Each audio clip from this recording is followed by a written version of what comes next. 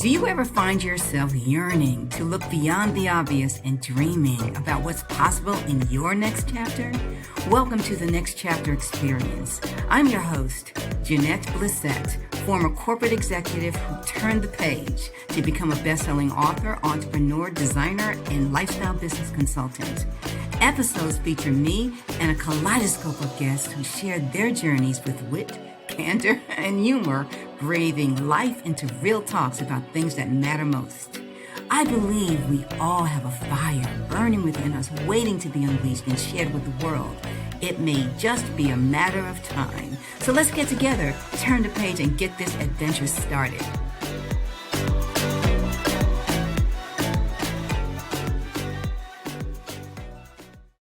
Welcome to the Next Chapter Experience. I'm your host, Jeanette Blissett, and today's guest is Don McLaughlin. Don is the founder and CEO of PurePower Botanicals. He's a father of three, an ultra-endurance athlete, and author of the Amazon #1 bestseller, Plants, Performance, and the Endocannabinoid System. Before founding PurePower, Don served as a government prosecutor, a trial lawyer, and tech entrepreneur for nearly 20 years. While he enjoyed great success in his career, he also experienced intense struggles with anxiety and depression while working under extreme pressure and stress. Now in this chapter, Don is a wellness advocate, a health investor who discovered a natural and holistic way to beat burnout and overcome chronic anxiety and depression by incorporating hemp extract and other herbs in a series of ancient daily practices. His mission is to share what he discovered during his recovery in order to help others battling similar challenges. And Don, welcome to the Next Chapter Experience. Hello, Jeanette. It's such a pleasure. Thanks for inviting me. I'm looking forward to our conversation.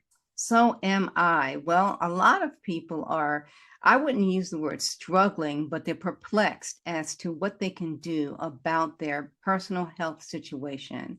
And earlier offline, we talked about the reality we've been faced with over the last 10 to 12 years in this country as it relates to finances, as it relates to business, as it relates to external things like COVID and other things that are impacting their psyche and their lives. Okay, so I wanted to do a bit of a dive into that, but let's stick a pin there and actually focus on you. Your journey has been quite interesting from a professional standpoint and also from just a personal standpoint. You want to share a little bit about that journey you've had? Sure, I'd love to, Jeanette. I think I have experienced, as so many of us, the highest highs and the lowest lows.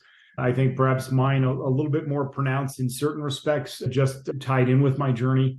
I grew up in a large traditional Irish Catholic family, and career advancement was certainly a high priority, understandably. And I took that very seriously.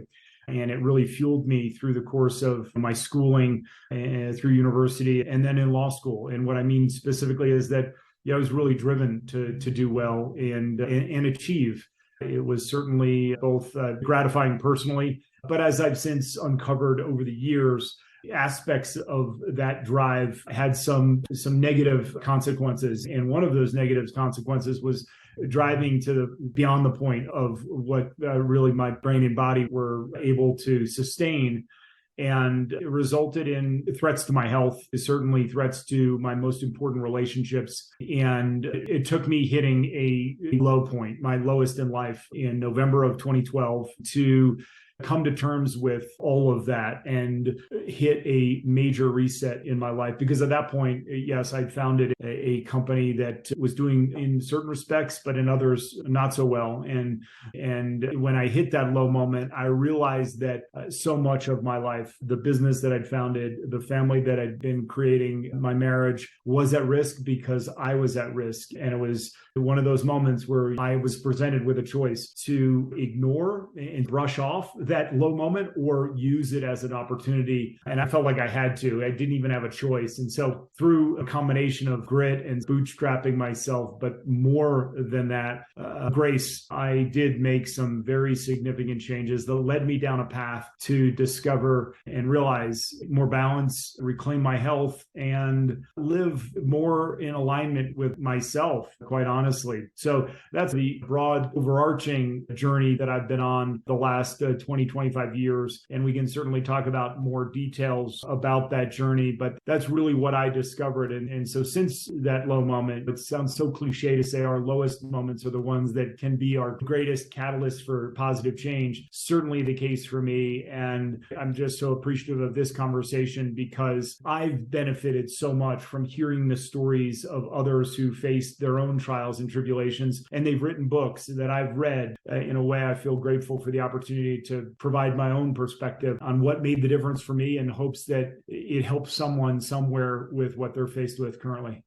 I can appreciate that. As you talk about your experience in the family that you grew up in, do you think that your striving for higher levels of achievement was based on the expectations of others or expectations you had of yourself, or a combination? I think a combination. You hit the nail right on the head. Certainly familial influence is so strong on us. And understandably, I'm really from a family of immigrants, generations old, but nonetheless, certainly propelled forward. I was really the second generation to go to college. And that was a way to progress, and understandably coming from just that journey and certainly expectations there, but then also ones I put on myself, but I think heavily influenced by that environment. And also not to forget that I'm 53. I'm very much a product of the 80s. I grew up in northern New Jersey outside New York City, and the 80s was a period in which Dallas, Dynasty, Wall Street, and certainly that feeling that achievement and ambition and economics were such a driver of the goal of the American dream, that certainly propelled me forward as well. Because while we were all very cared for by our parents, it wasn't a lot of dispensable income. We didn't have the newest craze, which at that time was Nike sneakers. That was something that maybe you got when you did well graduating from 8th grade. That was certainly a drive for us, for sure. And for me personally, I took it very personally, and it really became part of my identity, and in particular, academic achievement. And so it's just the drive there for me when I struggled early on. I needed extra help. It didn't do so well, but over time, just grinding. And that's, I can see now in retrospect, how it set me up both for university and law school and professionally, just that unceasing drive to achieve more. The question that I have that I've been wanting to ask ever since you started talking about this high achievement drive that you have, were you having any fun at any time during that period of time? Windows here and there. It was, one example is that I grew up in northern New Jersey. I had felt a strong call toward nature and wilderness in the mountains at a young age. And that led me to attend the University of Vermont. And in part because I wanted to be in that environment and be able to go out on trips. And so I did. I had some windows of opportunity, both in the winter, snowboarding, a very new sport when I was at the University of Vermont.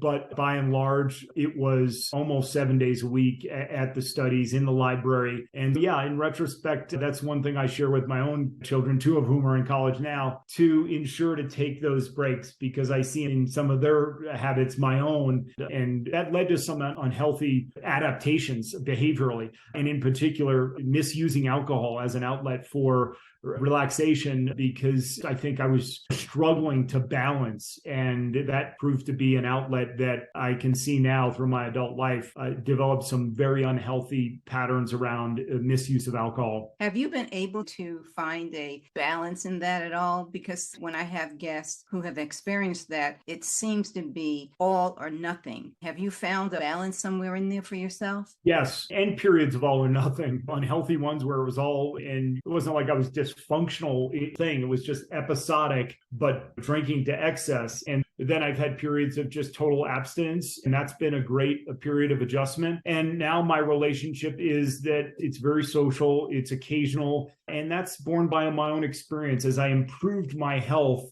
as I cleaned my gut, and I felt better on a day-to-day basis, I just couldn't drink in the way, I couldn't consume alcohol in the way that I was. Why? Not because I forced willpower, because my body, I feel like I was just more in tune, and it was speaking to me, and it was saying, this is not good. I don't feel good in the days after consuming more than a few drinks of alcohol.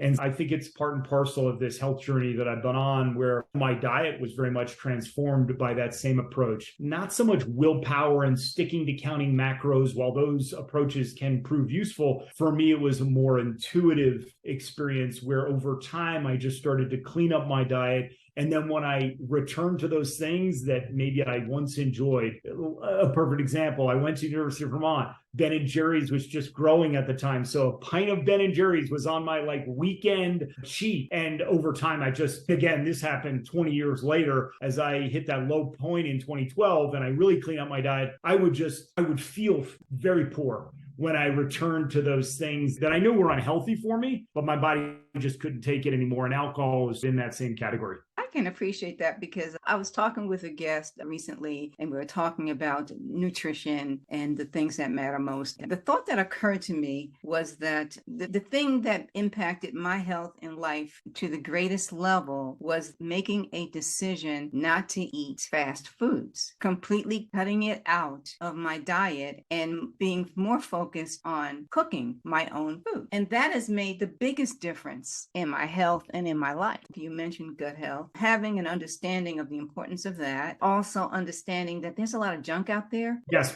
buyer beware for sure. I think in our modern world of convenience, with no disrespect to the fast food companies, they're serving a need. It's just, I think buyer beware. And I know that all too well because through the course of law school and building a legal career, I would eat anything and had to get to a point of, you make a decision around what I'm going to put into my body. And as you look more closely at how that food is prepared and processed, I think it should all give us pause about the frequency that we consume those processed foods, whether at a fast food restaurant or at boxes in the grocery store. They're further and further away from the ground, if you will, from just whole foods that are far better for us. And in certain ways, a return to how our parents and our parents' parents prepared their own meals.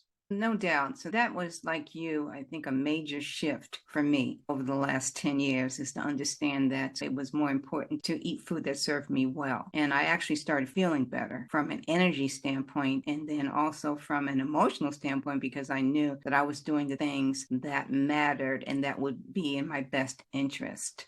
So I want to talk a little bit about that with you as you compare where you were in your former state and then in your new state, the feeling that you had internally about your energy levels and things of that nature. Can you speak to that a little bit? Yes, for sure. It is a very real shift from, as I said, eating anything and everything at all times of day to a much more intuitive approach that took time, right? This doesn't happen overnight, but getting more in touch with what my body needed to fuel for energy, because that's one of the things I struggled with most. Even though I was highly functioning and performing at a high level, I couldn't sustain it without only being hooked up to caffeine in many respects and struggling with hunger pangs and an impulse to eat things that I knew weren't healthy for me, to try to just cope with the stress and the speed with which I was going day to day. And after is a totally different picture. It's a much more sustained energy through the course of the day and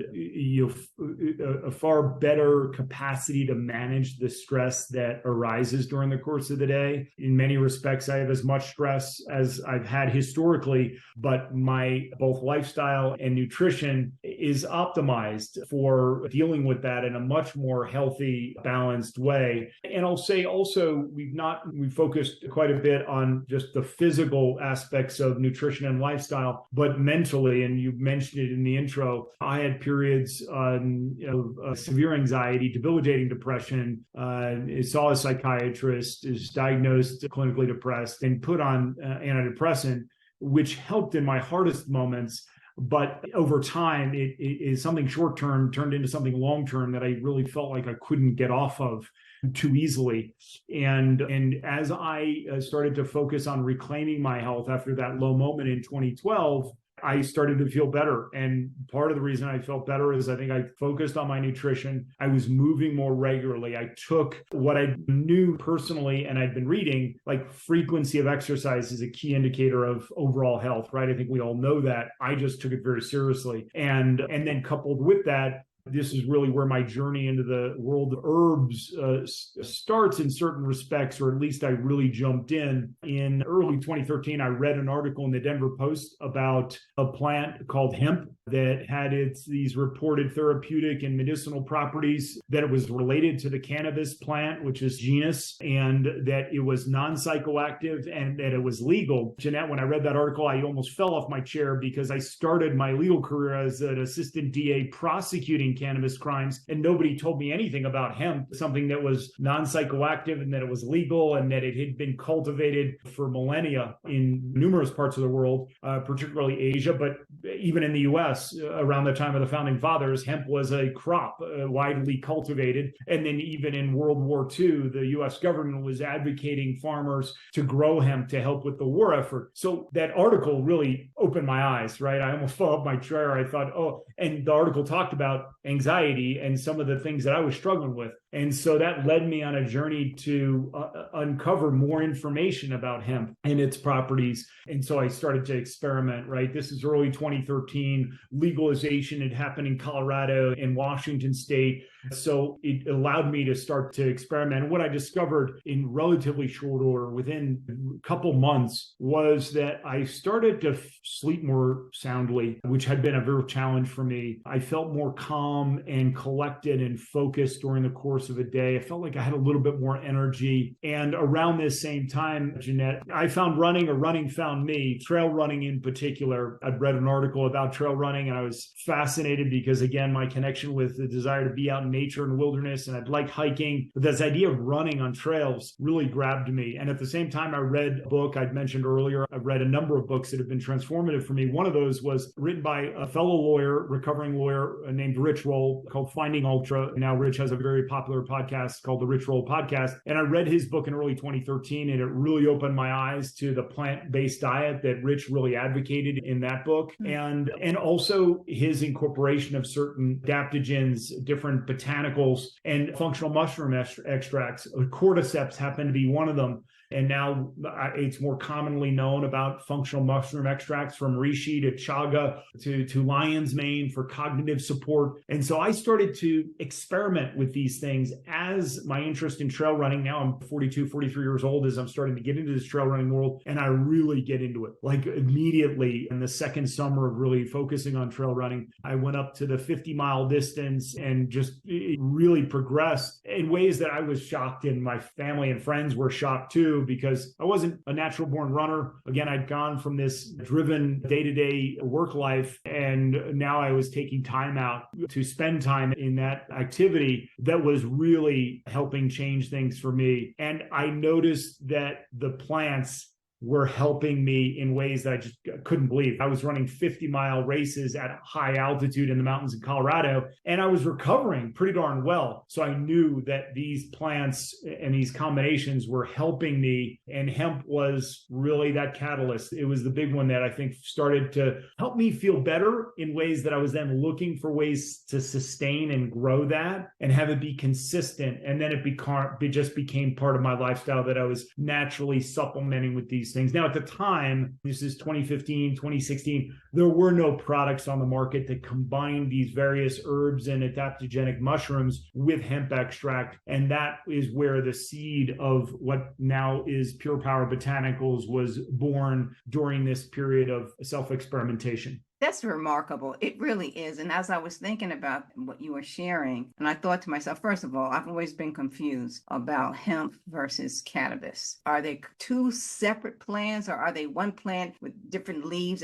What's the difference? Same plant, just like tomatoes, right? There's heirloom. There's a whole different varieties of tomatoes that have their own compositions, right? And so cannabis is the genus, and then there's varieties, right? And the one we most commonly associate is marijuana, right? That varietal of cannabis has a high concentration of the psychoactive compound known as THC. Hemp, on the other hand, is not that. It's been cultivated around the world, again, as more of an industrial crop for things like textiles and paper and even fuel. And it has very low residual elements of that compound THC that's much more highly concentrated in marijuana. So hemp is very different, cultivated cultivated differently and has all these different properties. And the thing that struck me most is that it had all these health benefits from these things called cannabinoids that are found in the oil when you press the leaves and the seeds,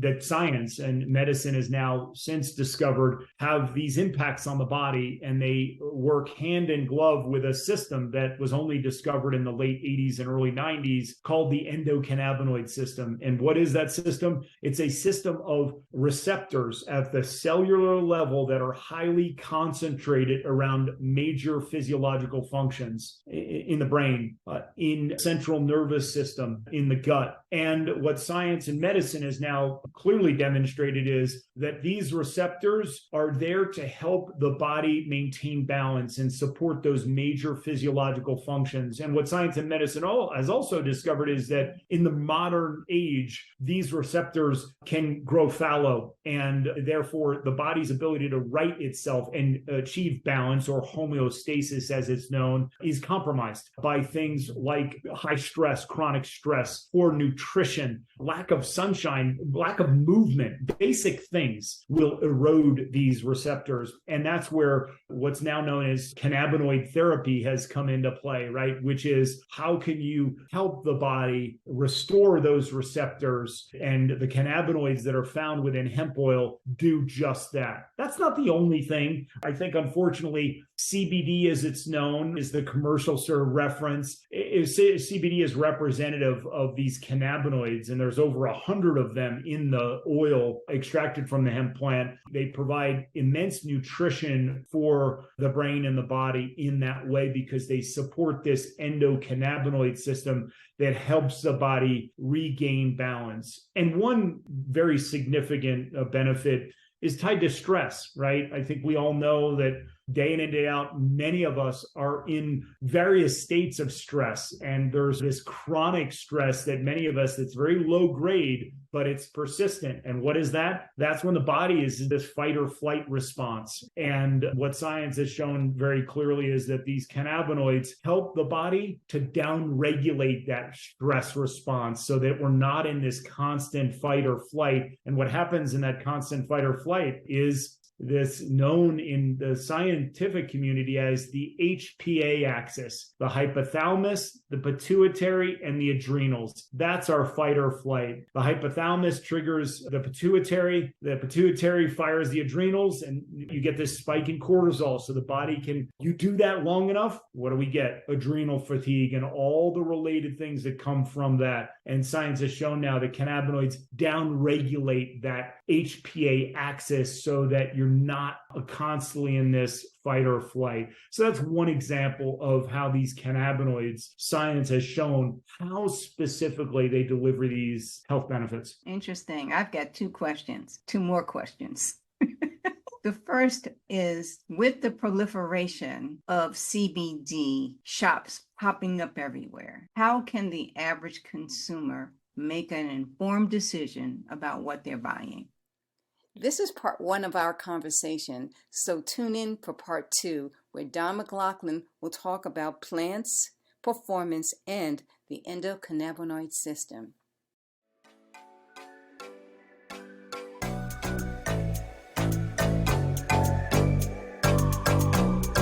Thank you for tuning in to this episode of the Next Chapter Experience. If you have already subscribed, rated, and left a review, or shared this podcast with a friend, many, many thanks.